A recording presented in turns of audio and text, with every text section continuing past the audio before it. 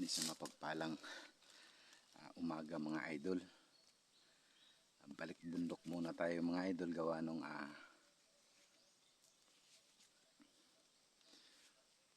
bumili pa ng materialis yung bayaw ko para sa bahay niya. Yung ginagawa natin yung kung saan doon ako nag sideline muna. Ngayon mga idol,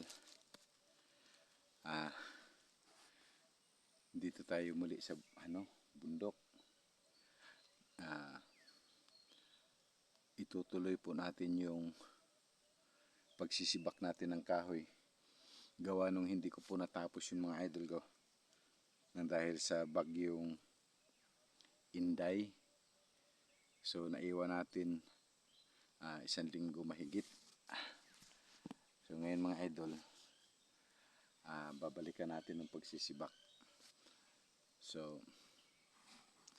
ito yun mga idol, yung nasibak na natin. Ngayon ilalagay natin yan sa sako dahil bibit-bitin natin yan ngayon mga idol. Tsaka andito pa yung iba mga idol sa likod ko yan. Yan yung tatapusin natin ng pagsisibak mga idol. Gawa nung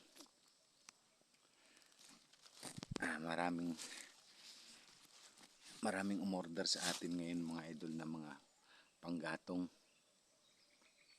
At yung iba kahoy na rin yung yung kapitbahay natin ng mga idol sa baba. Kahoy na rin yung ginagamit nila, gawa nung sa mahal nga masyado yung panggatong mga idol. Ay katulad ng gasol, shilane, napakamahal mga idol. So ngayon ang ibang mga kapitbahay natin sa baba, kahoy na rin yung ginagamit. So ito mga idol, medyo tuyo na rin yan, pwede na maigatong yan. Dahil pagkatapos nung bagyong Inday, sobrang init talaga mga idol. Init na naman yung pumalit. So ngayon mga idol, ilalagay po natin sa sako yan, dahil dyan din natin ilalagay uli yung panibago nating masisibak itong nasa likod ko ngayon mga idol. Ilalagay lang natin yung camera dito mga idol.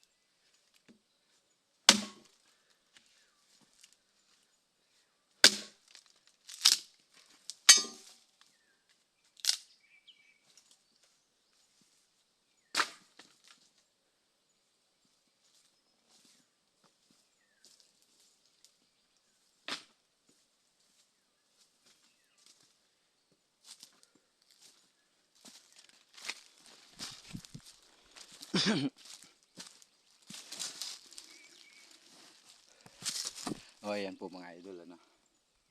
Ah, yung tatlong sako na yun idol, na naisako natin ng mga kahoy.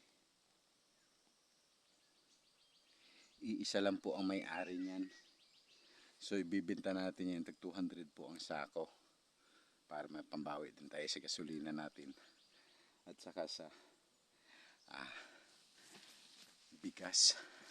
Makabili tayo ng bigas at konting ulam mga idol. At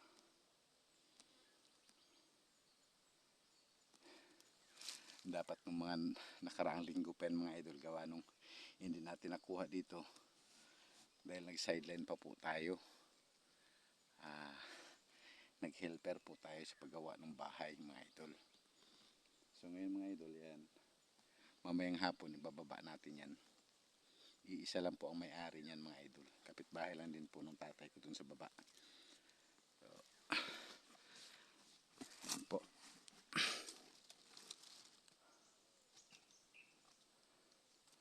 Ayan, sibak na rin natin yung iba. At andito pa po. Ubusin natin ang sibak to ngayon mga idol. Hindi naman yan abutan ng maghapon. Tapos mag-iimbak din tayo nung ganyan din kahahaba mga idol. Gawa nung may order din sa atin na gagamitin daw para sa litson. Maglilitson ng baboy. So mag-iipon tayo mamaya pagkatapos natin magsibak mga idol.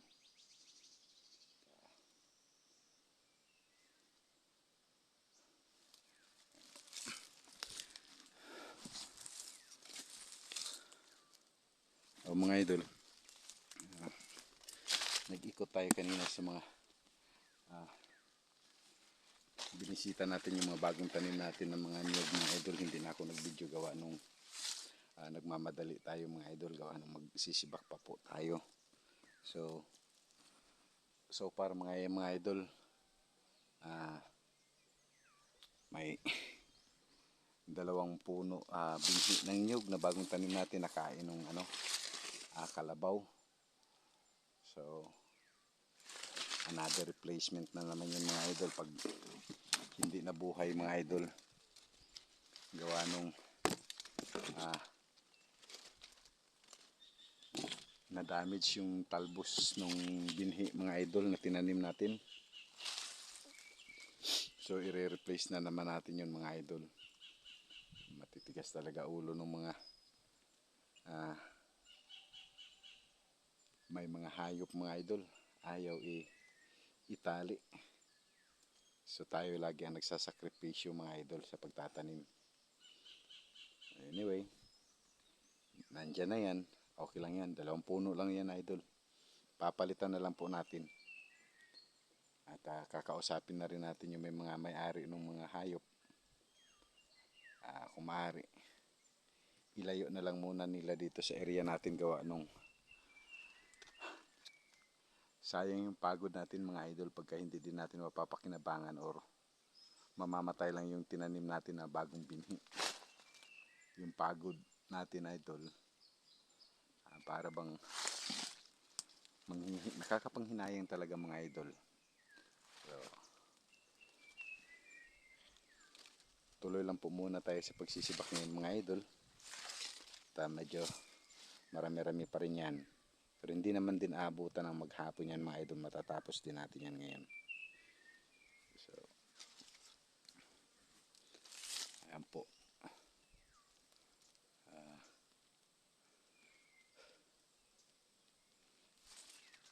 Ayan mga idol, sayang yung bunga ng nyug, nahulog gawa nung kulang talaga sa fertilizer yung nyug natin ngayon mga idol. Yung mga bunga niya green pa lang, nalalaglag na mga idol. Ayan po, ayaw ko kung mapapakinabangan na ba ito mga idol. Ayan po, ang dami po. 4, 5, 6 na piraso mga idol. Isang buwig din yung nahulog mga idol. 6 na piraso. Sayang. Kasi hindi pa katulad nito mga idol. Yung kulay brown na. Ito kulay green pa mga idol. Ayan o. Ayan o. Kinain ng daga mga idol. Ayan po. Yan po ang sakit ng mga nyug idol. Basta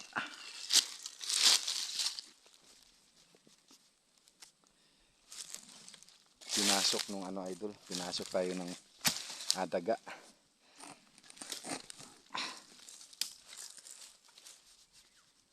Tama, buko pa idol. Buko pa itong dalawang mga idol.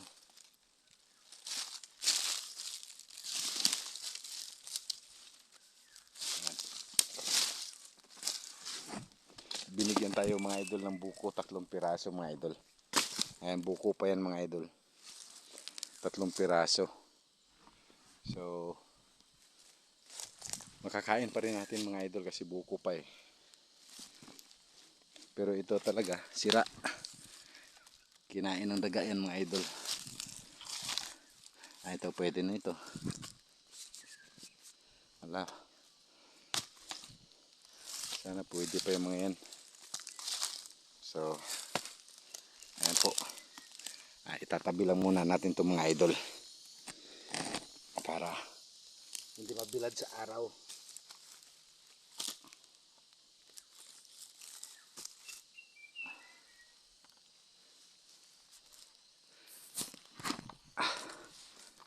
Ayan po.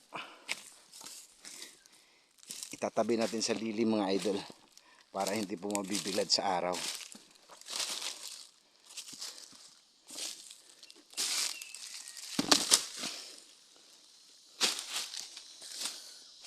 Ayan po. Subukan natin mga idol kung buko pa. Pakiramdam ko buko pa ito idol. Ayan po. Bubuksan lang po natin.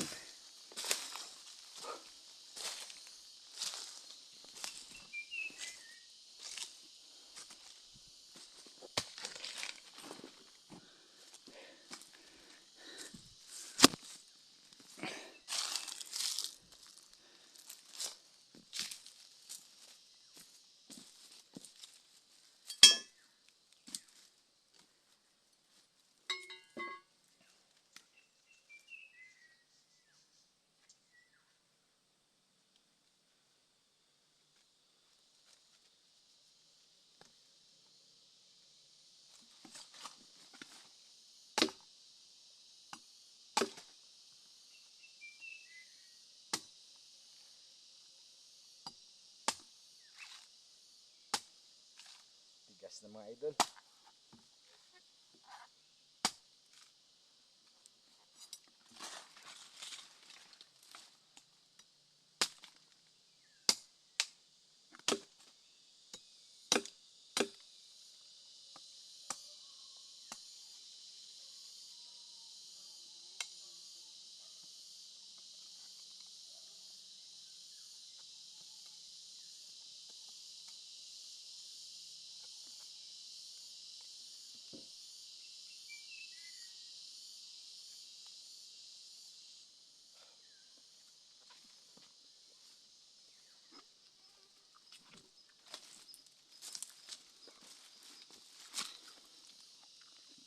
Matigas na po mga idol.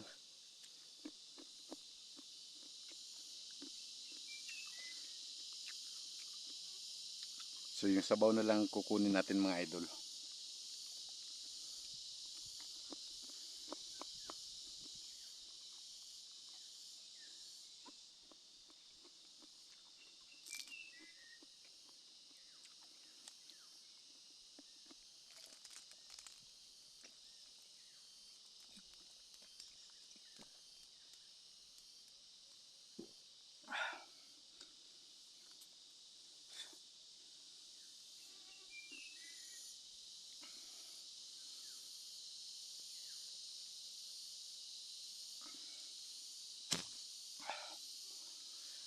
Ang tamis po mga idol ng sabaw.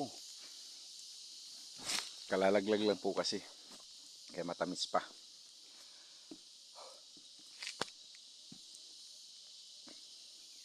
nalaglag yung kanina mga idol habang naglalagay tayo ng kahoy sa sako kanina, kaya napalingon ako doon.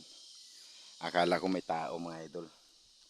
Yung pala buko, yung nyug nalaglag, kulay green pa pero matigas na. Sayang hindi umabot ng katapusan mga idol. Pero pwede na rin yun, yung dalawa.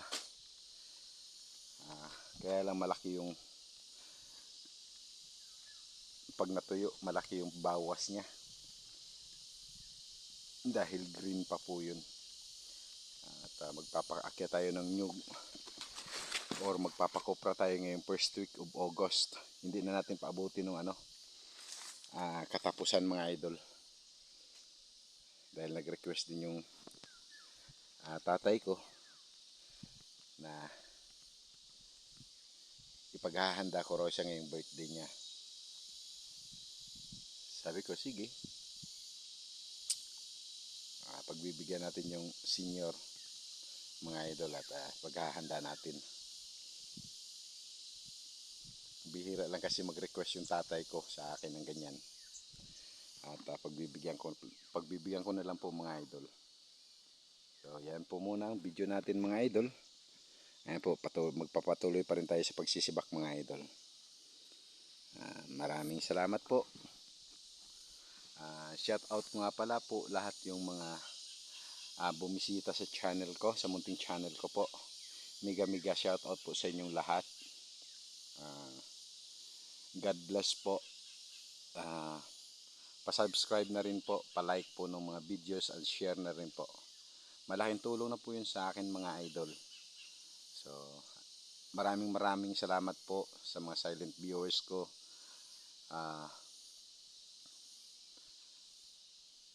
Shout out ko lang yung kaibigan ko. Idol, alam mo na kung sino ka idol. Ayaw mo rin naman ipa-mention yung pangalan mo. Siya, mega shout out sa iyo idol. At salamat idol sa pagbisita idol.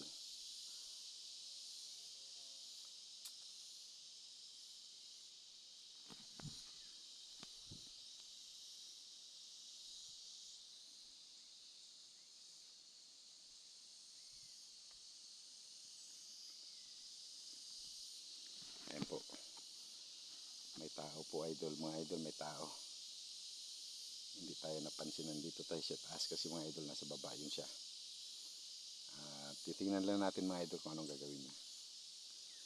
May daladalang sako mga idol. Hindi niya tayo napansin, nandito tayo sa taas eh. Ayan po. Susubaybayan ko muna mga idol.